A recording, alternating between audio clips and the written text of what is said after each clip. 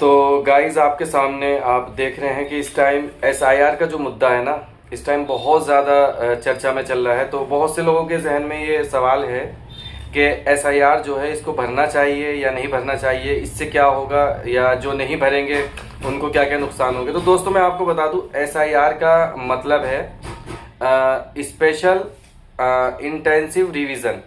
यानी इसका मतलब है कि जो निर्वाचन आयोग जो है ना, उसकी तरफ से ये जो भारत के रहने वाले निवासी हैं, मतलब उनको ये अधिकार दिया जाता है कि आप अपना वोट जो है मतलब मतदाता का अधिकार दिया जाता है, मत डालने का अधिकार। उसी के तहत जो है ये एसआईआर बनता है, जिसमें जो है आपको ये अधिकार होता है कि आप जिस क्षेत्र में भी है वहां से आप अपने मत का प्रयोग कर सकते हैं। तो इससे पहले भी जो लिस्ट आई थी वो 2003 की, तो उसके अकॉर्डिंग जो है अब हमको जो है एसआईआर के लिए ये नए फॉर्म भरे जा रहे हैं। तो दोस्तों बहुत से लोगों के जहन में सवाल होता है कि अगर जो एसआईआर नहीं भरेंगे तो उनका क्या नुकसान होगा, या वो इस देश के निवासी नहीं रहेंगे क्या, उनको भगा दिया जाएगा। ऐसा कुछ नहीं है। तो ये जो आपको जो संदेश जहां से भी मिल रहे हैं, तो ये गलत संदेश मिल रहे हैं, और इसका जो है इन चीज़ों से कोई लेना देना नहीं है। सबसे बड़ी चीज़ जो है, मेन चीज़ मैं आपको बता दूं, एसआईआर जो है विशेष गहन पूछताछ समझ लीजिए, या विशेष गहन निरीक्षण बोल सकते हैं इसको हिंदी में अगर कहा जाए, या उर्दू में कहा जाए तो खुसूसी जायज़ा कह सकते हैं। खुसूसी जायज़ा कहा जाता है इसको,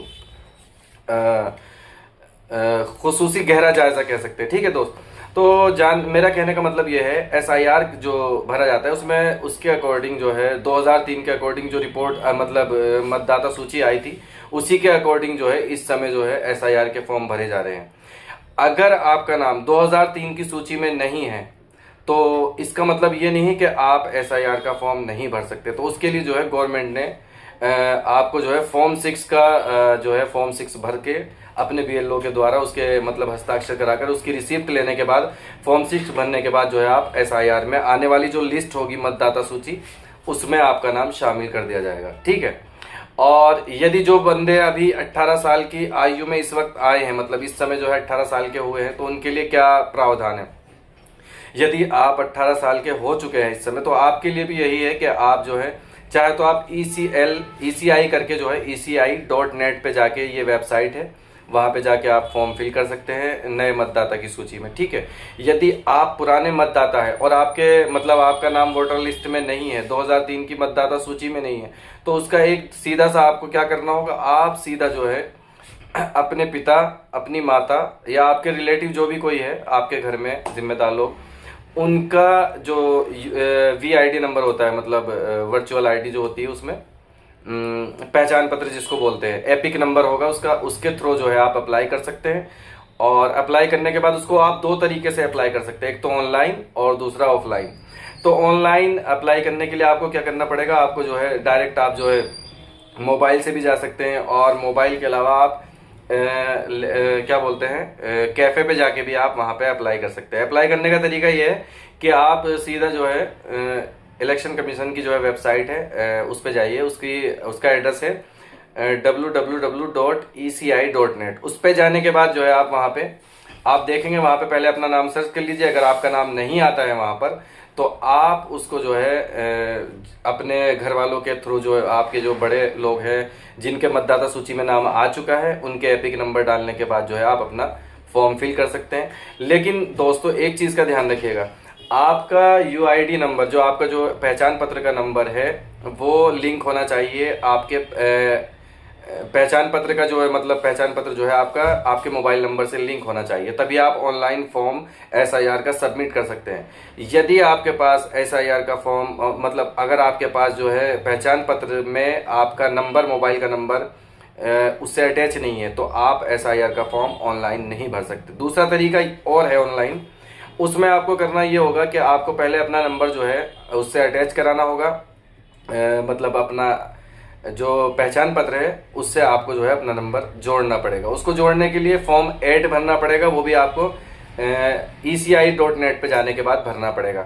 लेकिन उसमें जो है प्रोसेस थोड़ा लंबा है, तो थोड़ा 20-25 दिन का समय लग जाता है, और इस समय जो है प्रक्रिया चल रही है।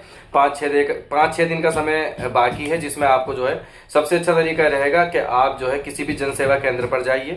यदि आपका नाम है तो तब भी, और जब अगर नाम नहीं है तो तब भी आज किसी जन सेवा केंद्र पर चले जाइए, और वहां पे जाने के बाद आप अपने बड़ों की डिटेल बताइए, अपने रिश्तेदारों की, अपने रिलेटिव की डिटेल बताने के बाद अपना आधार नंबर बताइए, वहां पे आपका फॉर्म फिल हो जाएगा। ठीक है दोस्तों।